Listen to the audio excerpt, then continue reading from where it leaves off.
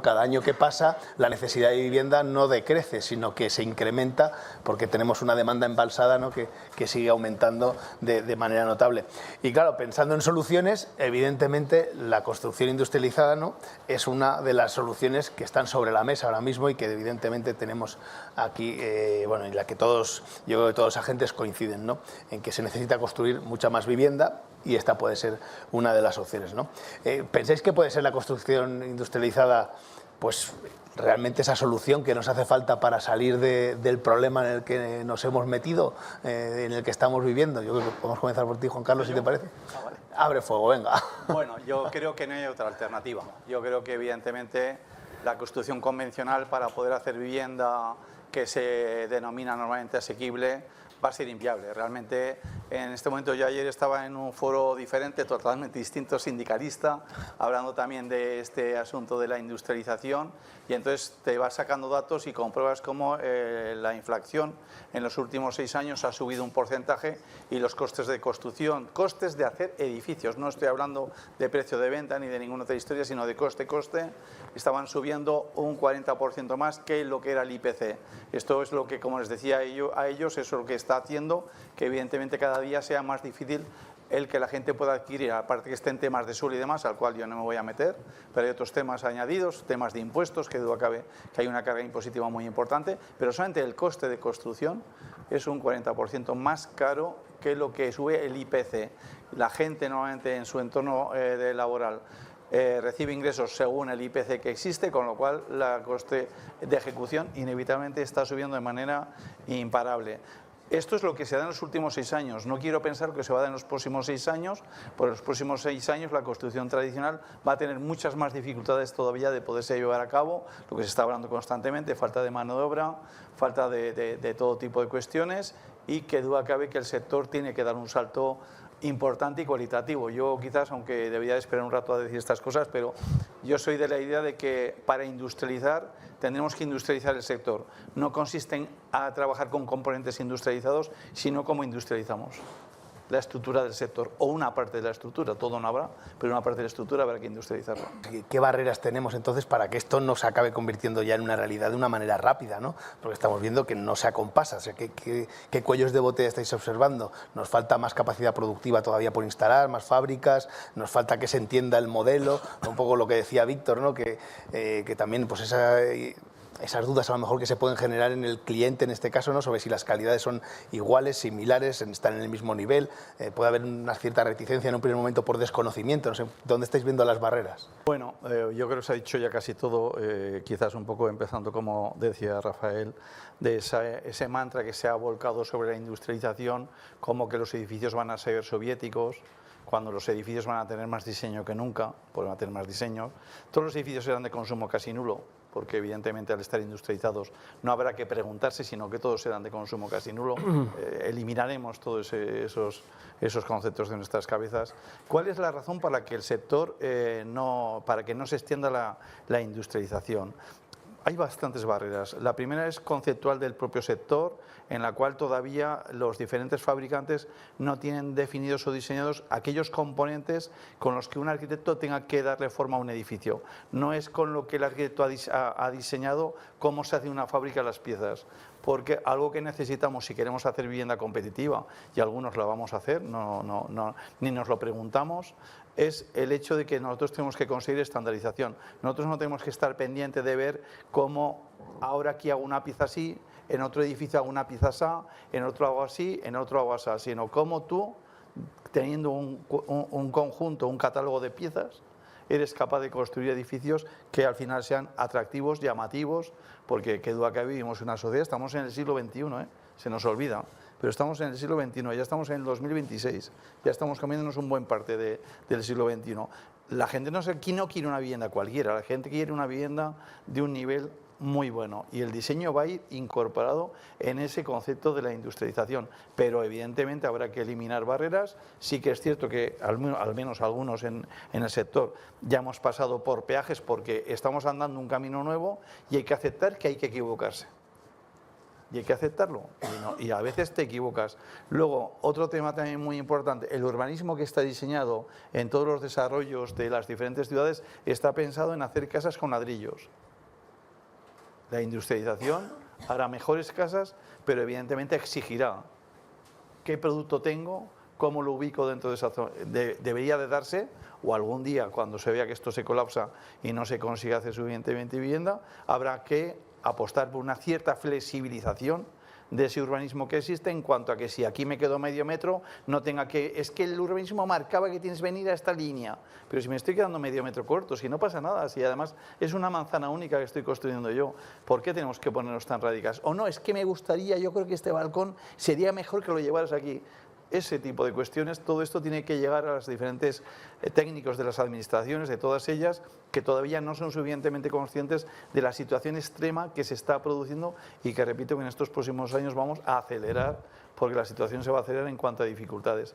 Ahí es donde hay que, al colectivo de arquitectos hay que acatarle ese catálogo de piezas para que él colabore y al final incluso dé ideas de cómo en lo mismo y entendiendo lo que significa los edificios ganen en diseño, no habrá ningún problema, se hacen, yo tengo equipo de arquitectos propio y lo estamos haciendo internamente todo ese tipo de cuestiones, es ahí donde, y luego evidentemente la parte en la que todavía tenemos que tocar es que las administraciones o los técnicos de la administración le cuesta, y es curioso, eso es algo que a mí me estresa.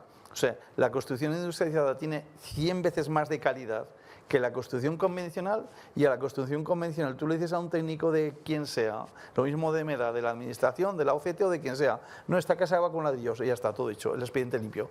No, aquí te voy a poner un prefabricado, ostras, y cómo es, y qué hay, y no sé qué, y no sé cuántos. Como es un camino que hay que andar nuevo, a todo el mundo le surgen dudas en lugar de darse cuenta que los edificios van a ser de muchísima más calidad que los que están ejecutados, los que nos rodean. Evidentemente, el día que todo esto tome forma, que seguro que tomará forma, todo el mundo querrá vivir en esa nueva forma de edificios. Le llamen industrializados como le quieran llamar, pero será una nueva forma de edificios. Y ahí se abre la puerta a que también haya otros materiales, ¿no? Para hablar del prefabricado, pero también se hablaba de madera, de uso de otros materiales. Es decir, esto es una opción que hay que empezar a abrir un poco la mente, ¿no? Que no solo sea el ladrillo, sino que a lo mejor dependiendo de la zona, ¿no? Y de las características térmicas del país, ¿no? Que son muy distintas, ¿no? La zona norte a la zona sur, ¿no? Estamos hablando de frío, estamos hablando de calor. Que se puedan a lo mejor hacer adaptaciones, como queráis. Totalmente de acuerdo, vamos a ver, yo ayer estaba en ese evento que os estaba comentando en otro entorno totalmente distinto, hablando de industrialización, también un compañero de mesa que era el representante de una multinacional de materiales, cuando acabamos le decía, vais a tener que empezar a pensar materiales que sean adaptables a la gestión de una industria en el proceso de ejecución de ese elemento. Nosotros en la manera en lo que por la solución que hemos apostado, que es todo en seco, todo lo que hemos apostado, que duda cabe que hemos ido cambiando el enfoque de cómo utilizamos determinados materiales convencionales, porque cuando empiezas, nosotros hemos cometido ese error, hemos comenzado con materiales convencionales de la construcción, adaptándolos a la industrialización. Hoy en día estamos buscando soluciones que se adapten a la industrialización y que den solución a la construcción. No tienes que estar pendiente de ver qué materias, o por lo menos es lo que nosotros hemos optado y en el camino en el que estamos yendo, ¿no? Y que pudieran tener un punto de circularidad también, podría ser una opción. Por supuesto, vamos a ver, todo esto que está hablando también de huella de carbono y muchas serie de cuestiones, algo que se va a fabricar en un entorno, en una fábrica, y que luego se va a ensamblar como un mecano, porque se va a ensamblar como un mecano a la ejecución de un edificio, por supuesto, residuos. Nosotros que todavía tenemos mucho que aprender, hemos reducido ya hace años un 70 o un 80% la generación de residuos que tenemos con respecto a lo que hacíamos 15 años. Otro punto de vista, claro, si vosotros también buscáis ya unos partners de referencia, ¿no? A la hora de integrar y de crear el proyecto o de crear el producto, ¿no? Para poder armar, ¿no? Que el proceso sea mucho más rápido, ¿no? Más a lo que es el diseño. A lo que vosotros es el diseño propio de nosotros, por deformación, en este momento, nuestra principal preocupación y motivación es cómo desarrollamos. No se le da suficiente importancia, pero una parte importante de las virtudes y no virtudes nacen en el diseño del proyecto. Si tú en el diseño del proyecto no estás contemplando, que es parte de las situaciones que se han dado a veces, de noticias que han surgido o han salido y que incluso se ha intentado a veces incluso mandar mensajes de que esto es un poco más caro, pero al final te compensa porque te lo ahorras en financieros y cosas de estas. Bueno, yo creo que eso es porque todavía estamos en ese periodo de aprendizaje. La industrialización, cuando vaya tomando forma, y en los próximos años va a tomar forma, incuestionablemente será más barata que la construcción convencional, no por plazo, sino simplemente por precio metro cuadrado. ¿Y ahí veis avances en la financiación? Claro, cuando vais a un banco a pedir financiación o, oiga, tengo este proyecto, no sé, las entidades van conociendo mucho mejor las situaciones, o sea, ¿cómo reciben? Yo creo que al final, vamos a ver, yo creo que lo que ocurre es que sí que se está haciendo una selección por parte del sector bancario de aquellas empresas que sí que ven que están haciendo las cosas en la dirección adecuada. Yo es inevitable que creo que esa circunstancia sí que se da. En este momento nuestra problemática no es ten en cuenta que a veces en el mundo bancario existen atajos y existen otras cuestiones, ¿no? Alguien igual dice, oye, mira, que vengo porque te quiero prestar 2 o 3 millones de euros. Dice, pues nada, pues simplemente que te los presto, no es que te lo esté dando para una cosa o para otra. Están teniendo mucho interés y me imagino que vosotros también lo estáis viendo y seguro que por el volumen de fábrica que estáis montando estará todo el mundo interesado en financiaros. La banca en este momento está interesada en ver ahí, ve un nicho de mercado. No le veo especialmente una problemática, sí que es verdad que se ha producido, ha existido, pero creo que eso poco a poco tampoco va a ser el problema más grande. Entiendo que la sostenibilidad se convierte además en una exigencia que va a ser creciente, ¿no? Entonces, no sé si de alguna manera también evolucionan los materiales, los sistemas constructivos para responder a esa demanda, si estáis, no sé si eso supone también la nueva normativa europea, ¿no? Que yo creo que cada vez es más exigente, ¿no? Lo de la nueva Bauhaus, todas estas exigencias que se están poniendo sobre la mesa, entiendo que os van a permitir hacer, no sé si, permíteme decir así, degradados de calidad, o sea, o intentar adaptar la oferta a, no sé, el poder adquisitivo de la zona, ¿no? A la hora de desarrollarlas. Bueno, yo quizás un poco uniendo la conversación anterior con esta, nosotros, de la casualidad que nosotros optamos por ir industrializándonos cuando en el año 2016-2017 certificamos el primer edificio Passy House, ¿no? Comprobamos, y por eso los edificios Passy House no se generalizan, porque la gestión de una construcción tradicional para un Passy House es una aventura muy difícil de llevar a cabo. Entonces, nosotros que sí que queríamos llevar eso como seña de marca, evidentemente nos dimos cuenta que más nos valía empezar a hacer cosas industrializadas para que la variabilidad, hay que tener en cuenta que una vivienda Passy House tiene unos niveles de hermeticidad que no los tiene ninguna vivienda. Entonces, ¿qué es lo que hace? Sellar muy bien. Para poderlo sellar tienes que trabajar con materiales para sellar y para evaluar constantemente los datos, la digitalización de este tema, que también es una asignatura pendiente de este sector, que formará parte de ese sector industrializado, que tomará datos, que calculará lo que significa. Nosotros estamos valorando cuánto nos ahorramos de tiempo, no en tiempo de físico de final de obra, sino de tiempo en cuanto a número de personas, que algo se ha comentado de antes, en número de personas que utilizamos para poder hacer un edificio, que es algo que también, bueno, no va a dar tiempo de hablar, pero es algo a lo que nos tenemos que enfrentar, porque que duda cabe que va a haber menos personas y un perfil de persona totalmente distinto. Nosotros por lo menos estamos apostando por un perfil de persona radicalmente diferente al que existe en este momento. No tiene nada que ver el señor que va a montar elementos industrializados con la construcción convencional que existe. ¿Y veis alguna tecnología disruptora para poder avanzar? No sé, estoy pensando en los últimos retoques con impresión 3D, por decir algo, ¿no? Por poner un ejemplo. Es decir, algo que pueda ser un cambio que realmente genere un cambio de procesos, que permita agilizar, ¿no? Y permita llegar al objetivo, ¿no? de duplicar la producción de vivienda en España sin llevar a cabo una transformación que sea muy profunda. Como veáis. Bueno, vale. Si somos capaces de llevar a cabo lo que ya tenemos, ya estamos hablando de poder duplicar o triplicar la capacidad productiva. O sea, lo que hay es que conseguir hacerlo de una forma suficientemente eficiente para que tenga salida al mercado. Nos va a ayudar mucho. A mí me llama la atención cuando hablas con clientes extranjeros. Yo, por ejemplo, tenemos un cliente holandés que tiene que explicar a su fondo que la construcción industrializada sea más cara que la tradicional. Dice, no puede ser. En cualquier país la construcción tradicional es más cara que la industrializada por los problemas que aquí nos vamos a tener dentro de 2 o 3 años. Y allí ocurre al revés. Entonces, estamos todavía en esa fase de terminar de hacer los proyectos totalmente eficientes y tenemos reto por delante. Ahora mismo pensar en cosas, pues lo de la impresión 3D que llegará, a día de hoy teniendo que solventar el problema precio, diferencial de precio, que no estamos siendo capaces de conseguir a la gente apostolar con la capitalización que supone las ventajas del industrializado para que se den cuenta que es más barato que el tradicional. Tenemos todavía un reto de unos años antes de pensar en impresiones 3D. Sí, sí.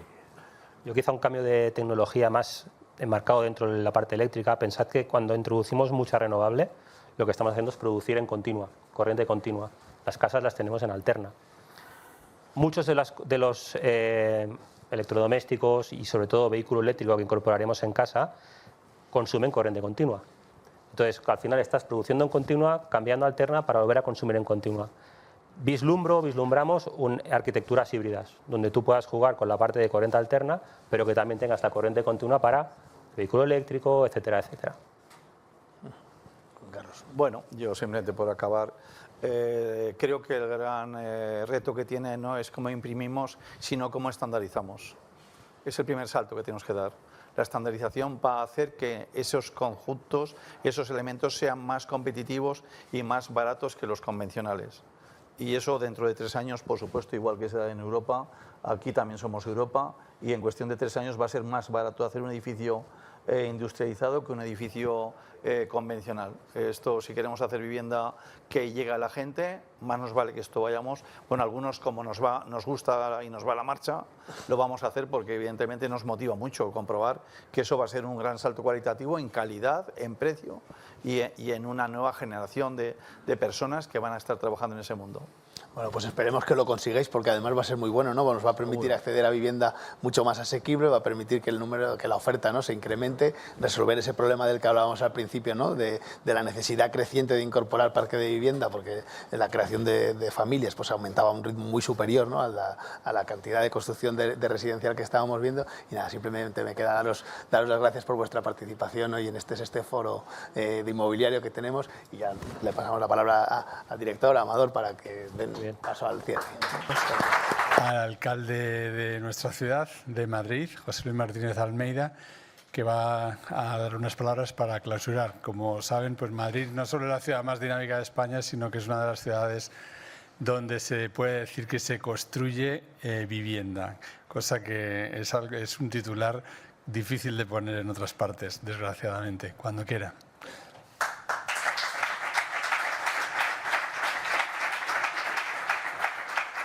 Muchas gracias, presidente, el economista, Gregorio, director, Amador, presidenta de Asprima, representantes del sector inmobiliario, señoras y señores. Esta edición de esta jornada inmobiliaria del Economista, antes que nada lo que hay que hacer es felicitar al Economista por este 20 aniversario. No son tiempos fáciles para los medios de comunicación y menos en la España en la que vivimos, por tanto tiene un enorme mérito haber resistido durante 20 años y seguro que serán mucho más, y además estoy convencido, como hemos hablado anteriormente, de que habrá una buena celebración y que será en el Palacio de Cibeles, la casa de todos los madrileños. En segundo lugar, gracias por organizar nuevamente esta sexta jornada. Yo creo que el sector inmobiliario, específicamente el de la vivienda, es el que mayor reflexión merece dentro de los problemas que tienen los españoles. Para que nos hagamos una idea, se han cumplido 8 años de este gobierno y en el año 2018 era el 16º problema de los españoles. En estos momentos es el primer problema y con enorme diferencia de los españoles, y cuando hablo de los españoles no hablo solo de los madrileños, sino prácticamente de cualquier comunidad autónoma.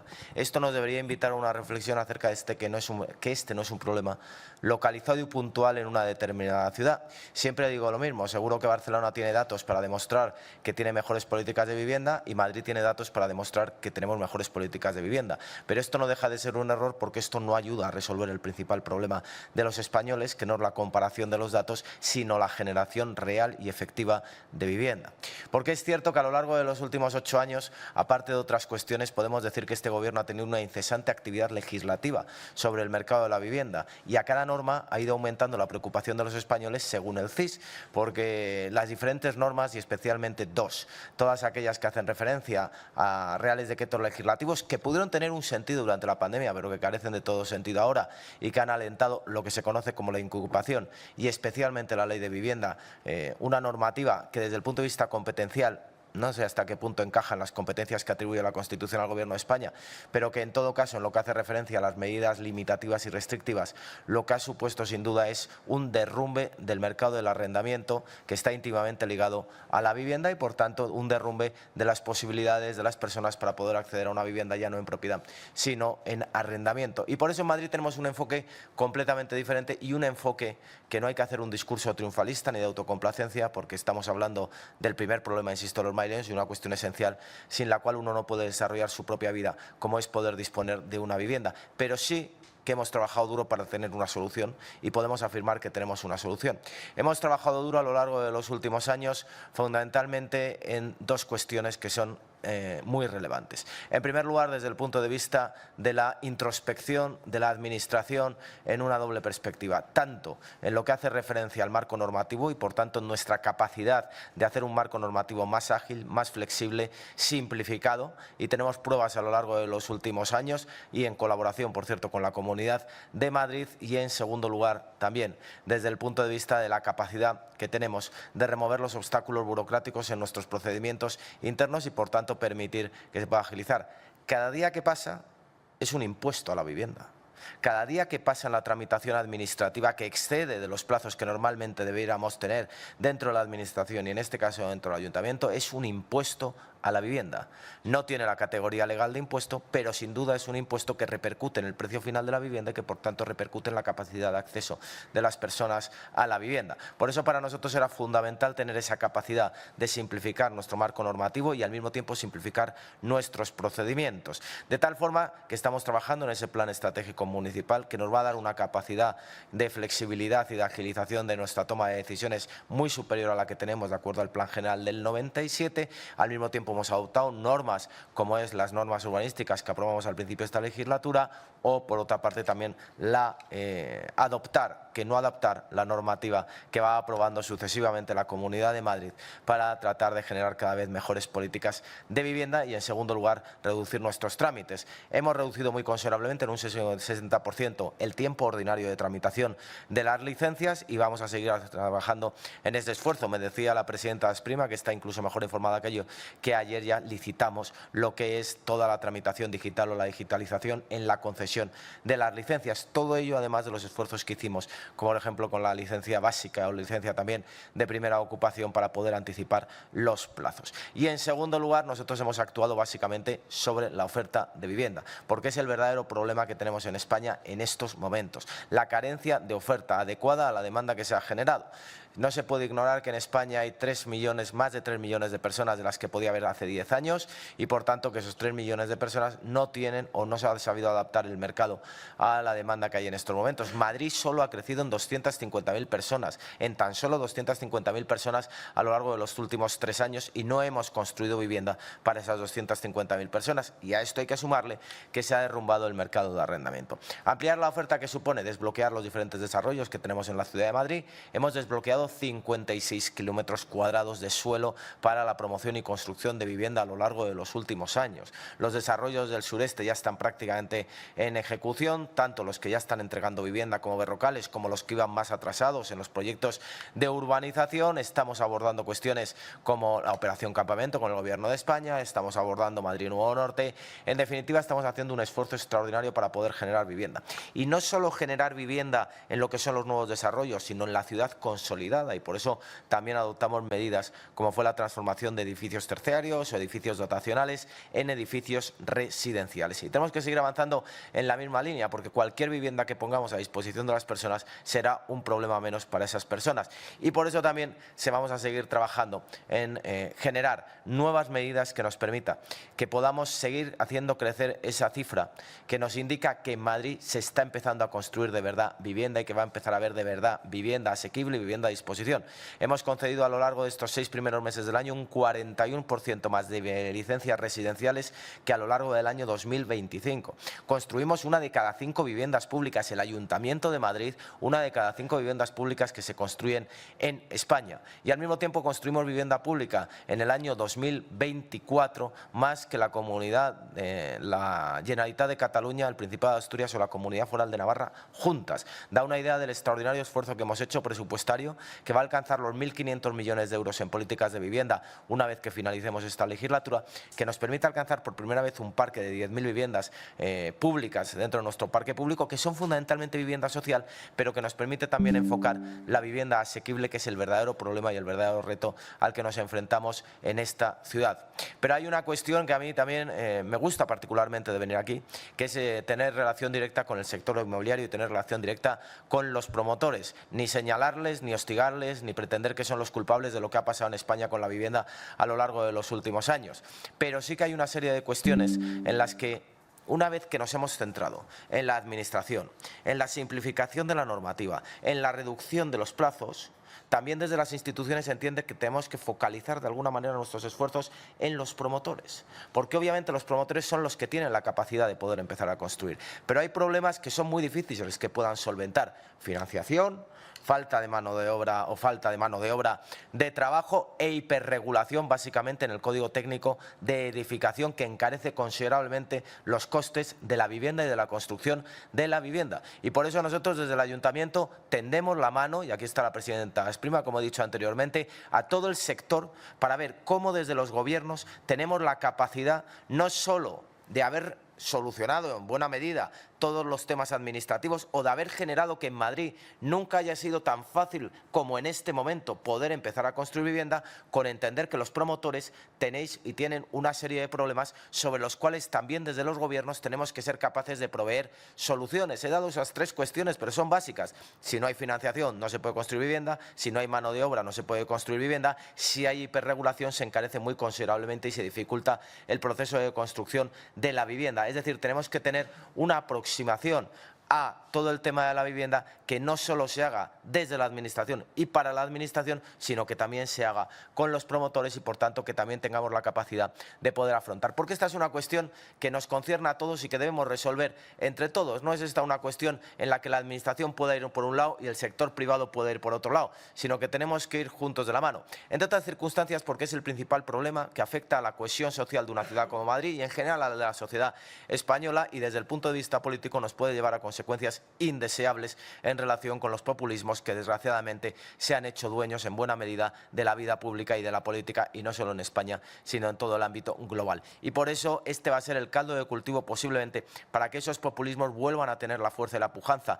que han tenido en años anteriores, que han ido perdiendo, pero que sin embargo en el tema de la vivienda estoy seguro de que van a ir focalizando todos sus esfuerzos y que van a ir focalizando todas sus estrategias mediante el señalamiento de los fondos de inversión, mediante el señalamiento de las grandes empresas, mediante el señalamiento de los promotores. Y por eso digo y mantengo aquí que tenemos que ser capaces no solo de resolver cuáles eran los cuellos de botella principales que había en la Administración, que eran cuellos de botella importantes, que eran cuellos de botella que determinaban un impuesto por la lentitud, tanto en la aplicación de la normativa como en la tramitación de los permisos y en la propia normativa de la que disponíamos, sino que tenemos que ser capaces también de resolver los cuellos de botella que hay en el sector privado y que hay en los promotores para poder empezar a construir lo que verdaderamente es el objetivo que tenemos en el Ayuntamiento de Madrid, de forma masiva, porque necesitamos construir de forma masiva vivienda en la ciudad de Madrid, porque el futuro que tenemos por delante es bueno, el futuro que tenemos por delante es brillante. Si vemos cuál es la trayectoria que ha ido siguiendo la ciudad y la Comunidad de Madrid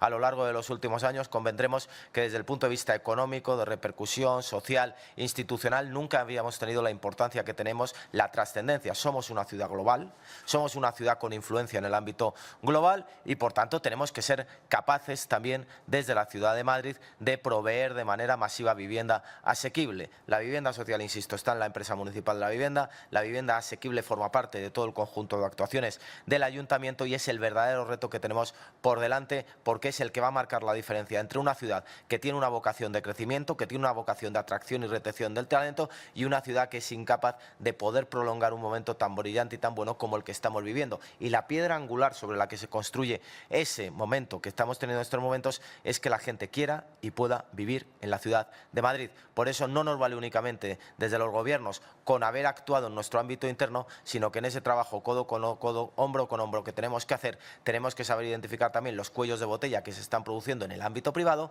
y poder también ayudar a resolverlos y echar una mano desde los gobiernos, porque al final tenemos el arma más poderosa que pueda haber, que es precisamente la normativa, y con la normativa la capacidad de resolver esos problemas. Ese es el planteamiento que tenemos en el Ayuntamiento de Madrid. En definitiva y en resumen, estamos esperanzados, un 41% más de licencias residenciales en el mismo periodo del año pasado. Se está empezando a construir vivienda en Madrid, hay suelo disponible y suelo finalista para construir en Madrid. La normativa es lo suficientemente ágil y flexible como para permitir la transformación de suelos, como para permitir la transformación de edificios ya existentes, como para agilizar los procedimientos administrativos, aprobar los planes de urbanización y, por tanto, lo que tenemos ahora es la capacidad también de, junto con el sector privado, poder empezar a construir de forma masiva en vivienda en la ciudad de Madrid, que es lo que nos garantiza el mejor de los futuros. Muchas gracias.